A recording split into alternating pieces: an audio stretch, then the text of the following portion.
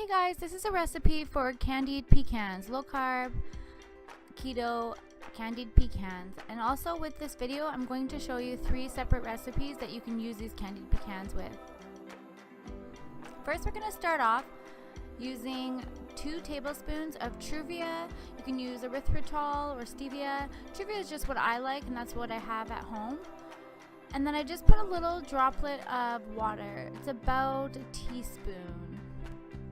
So you're going to want to mix the sugar and the water until the sugar substitute is sort of liquid form, something sort of like this.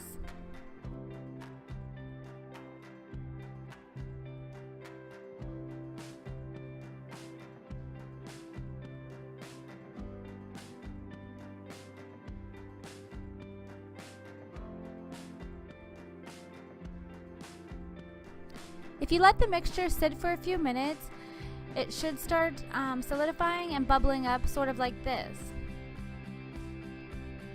Once it starts bubbling like so, it's just about ready for you to add your pecans or any nut of your choice. For this recipe, I'm adding pecans. I added 2 whole cups of chopped pecans. So there's some whole pieces in there as well. Because I couldn't find chopped pecans at the grocer, I ended up getting whole pecans and just trying to crush up them as best I could, and obviously that didn't work out that well. But either way, it still works. So guys, you just want to mix those up until they're evenly coated. You want every single little piece to have some sweetness to it. And now I'm just adding a few dashes of cinnamon. If you don't like cinnamon, feel free to leave that out. But I love the flavor of sweet and cinnamon. And I think the cinnamon will really add to the maple panna cotta that I'm making later. By the way guys, this is on about medium heat. You don't want it too high because the pecans can easily burn. They do cook up really fast, and the sugar and water mixture really does crisp up really quickly and hardens onto the pecan. So you really don't need to cook these very long. Another thing I would suggest is to toast these nuts before you do this whole process. So in the dry pan, you can just toast them a little bit and then remove them and then do the sugar and water. And then mix the nuts in, and that should give it a nice, delicious, toasted flavor, guys. So these look about ready. Now take them off the stove and let them chill. Once they're chilled, you can make something like this. So here I made a trail mix. I took a few low-carb, high-fat things that I had on hand and made a trail mix. So I used the candied pecans, slivered almonds. I used macadamia nuts and cashews, shaved coconut flakes, sunflower seeds, and some low-carb chocolate chips. So here I just mixed it up, but you guys can really just use anything you have on hand. I also like to use hemp hearts sometimes, or other nuts and seeds that I have on hand as well. Next, I'm going to show you how to make this yummy candied pecan and goat cheese salad. So here we go. First, we're going to add our greens. So here I use some baby greens. And that's my favorite for this salad, just because they're not too crunchy, they're very colorful, delicious. So there's baby spinach, arugula, and things like that in this lettuce mix. But you can really use anything you have or like. For this one, I used tomatoes. The one in the picture, I didn't use tomatoes, but for this particular one, I had some extra baby tomatoes at home, so I figured why not. And as always, feel free to add any additions to this salad that you like. Here's the candied pecans, the star of the salad.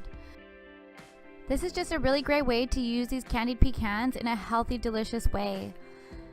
There's another star to this salad though, and that is goat cheese, one of my favorite cheeses. It's soft, it's healthy, and it's really just great tasting in my opinion. If you don't like goat cheese, you can always use feta or really any cheese that you like.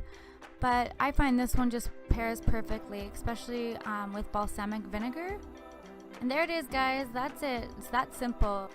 And you have a delicious, healthy salad. Next is my maple pecan panna cotta.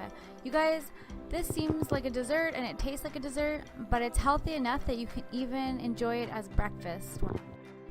For this panna cotta recipe, you want to start off by mixing 2 tablespoons of gelatin powder with about a 1/4 cup of liquid. So you can either use water or almond milk or whatever sort of nut milk you have, and just let that sit and solidify while you are prepping the rest of the panna cotta. So you want to start off with 2 cups of cream, heavy whipping cream. If you are sensitive to dairy, you can also use 2 cups of coconut milk. I prefer the cream, just the coconut flavor doesn't really do it for me for this particular dessert, especially mixed with maple, but you can try it. You also want to add 1 cup of almond milk or any kind of milk of your choosing. So you can do half and half cream, but there's higher carbs. You can do almond milk, coconut milk, cashew milk, whatever it is that you use or like. Just something with less fat content than the heavy whipping cream, just to balance it out a little bit. So you just want to stir that in and add your sweetener. So I use Truvia, as you guys know, and I used about 1/3 of a cup.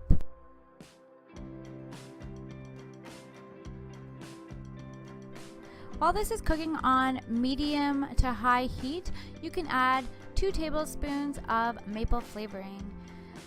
This is a recipe for maple panna cotta, but if you're not making maple, you can also just add vanilla at this point or any other flavoring of your choosing.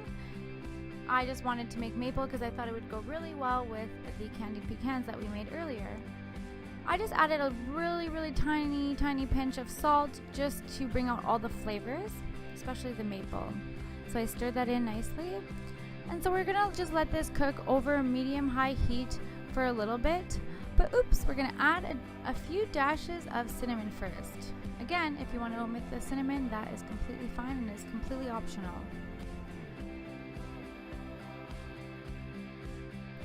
I just want to give it a good stir at this point and mix everything up nicely.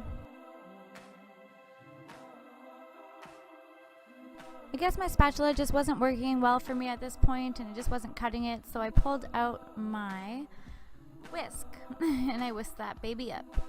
Little taste test, just make sure that it's to your liking so that you can keep moving forward with the recipe. Now we're gonna add that gelatin liquid mixture that we made earlier and let sit. We're just gonna whisk that in very quickly so that it can solidify into the cream mixture while it is cooking.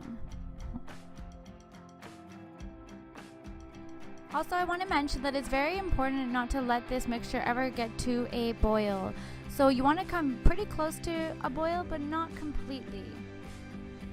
And as soon as that's all mixed in and clump free, you can turn off the heat or remove it from the heat and let it chill. So you want to let it chill a little bit, and then you want to divide it into individual containers. You can let the individual portions chill overnight in the fridge, and then you'll end up with something like this. So just top it with the candied pecans and really just enjoy. It's really delicious, guys. I hope you give it a try. Let me know if you like it. Bye.